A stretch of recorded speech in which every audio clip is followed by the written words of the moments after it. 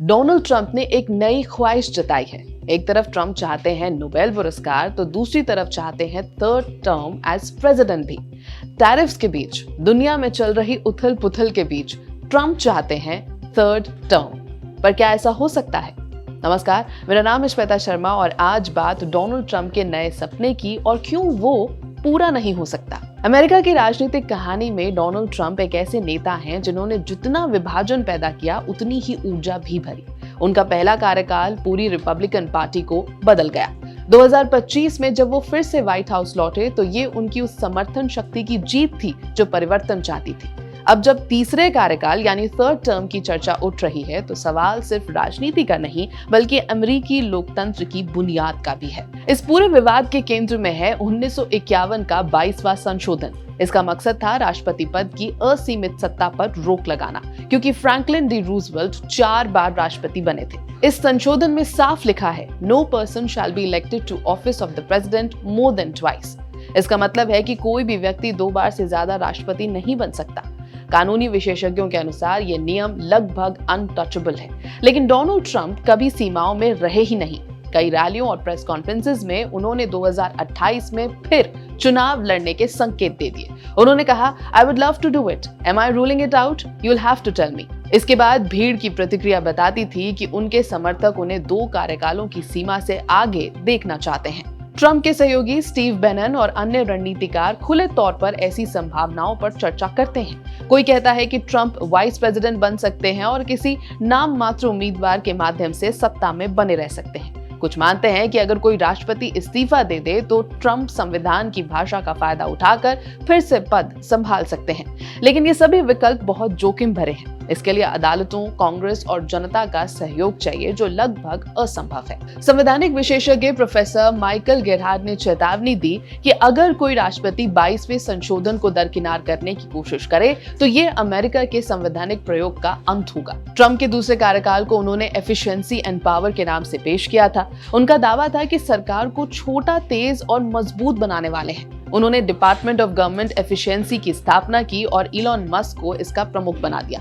उद्देश्य था सरकारी खर्च कम करना और अरबों डॉलर बचाना, लेकिन हकीकत बहुत अलग निकली। एजेंसियों को बंद करने और नौकरियों में कटौती के कारण सरकार में अफरा तफरी मच गई। सार्वजनिक सेवाओं की गुणवत्ता गिरी, बजट घटा बढ़ा और कर्मचारियों का मनोबल टूट गया। मई 2025 में एलन मस्क ने DOGE से इस्तीफा दे दिया। उन्होंने कहा, a bill can be big और it can be beautiful but I don't know if it can be both. उनके जाने के बाद बाजार में विश्वास की कमी आ गई। निवेशक चिंतित हो गए और कई तकनीकी कंपनियों ने अपने प्रोजेक्ट्स रोक दिए। ट्रंप ने स्टेट कैपिटलिज्म को बढ़ावा दिया, यानी सरकार का सीधा दखल निजी कारोबार में। सिलिकॉन वैली और वॉल स्ट्रीट दोनों ने इस नीति का विरोध किया। बड़ी कंपनियों ने अपने निवेश के रास्ते बदल दिए और नए टैरिफ के कारण आम नागरिकों पर महंगाई का बोझ बढ़ गया। अर्थशास्त्रियों के मुताबिक इससे GDP में लगभग 6% की गिरावट आई। ट्रंप प्रशासन ने सिविल राइट्स, इमिग्रेशन और डाइवर्सिटी प्रोग्राम्स में कटौती की। महिलाओं के प्रजनन अधिकार और अल्पसंख्यक संरक्षण से जुड़ी नीतियां कमजोर की गई। नतीजा यह हुआ कि देश भर में विरोध प्रदर्शन शुरू हो गया, मुकदमे हो गए और बॉयकॉट शुरू हो गया। कई कंपनियों को ट्रंप नीतियों का समर्थक कहकर निशाना भी बनाया गया। कांग्रेस में भी माहौल तनावपूर्ण रहा। रिपब्लिकन पार्टी के भीतर ट्रंप के समर्थक और आलोचक 2 हिस्सों में बंट गए, जबकि डेमोक्रेटिक पार्टी ने उन्हें लोकतंत्र के लिए खतरा भी कह दिया। सर्वे बताते हैं कि 2025 तक ट्रंप की लोकप्रियता में गिरावट आई। ABC न्यूज, वॉशिंगटन पोस्ट के सर्वे में सिर्फ 18% अमेरिकन ने तीसरे कार्यकाल का समर्थन किया है। रिपब्लिकन सपोर्टर्स में यह आंकड़ा 38% तक था, जो अब भी संवैधानिक संशोधन के लिए बहुत कम है। इसके बावजूद ट्रंप कैंपेन टीम ने ट्रंप 2028 के नाम से प्रचार शुरू कर दिया है। मेक अमेरिका ग्रेट अगेन की तर्ज पर ट्रंप ट्रायोलॉजी का नारा उभरा। समर्थकों ने सोशल मीडिया पर लेट ट्रंप फिनिश इट का हैशटैग चलाया, जिससे बहस और भी तेज हो गई।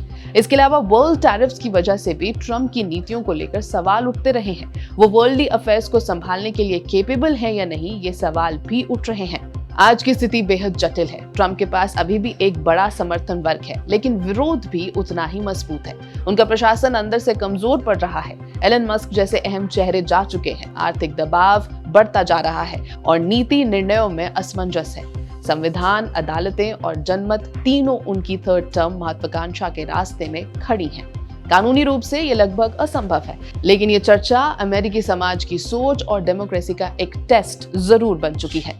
ये बहस अब सिर्फ डोनाल्ड ट्रंप तक सीमित नहीं रही। ये उस विचार पर है कि क्या कोई लोकतंत्र इतनी शक्ति सह सकता है कि कोई व्यक्ति खुद को उसके ऊपर मानने लग जाए। ट्रंप का तीसरा कार्यकाल शायद कभी हकीकत ना बने, पर ये अमेरिका के लिए एक चेतावनी जरूर है कि सत्ता का आकर्षण अगर सीमाओं से बड़ा हो जाए तो लोकतंत्र की जड़ें हिल सकती हैं। यह एबीपी लाइव, मेरा नाम है श्वेता शर्मा।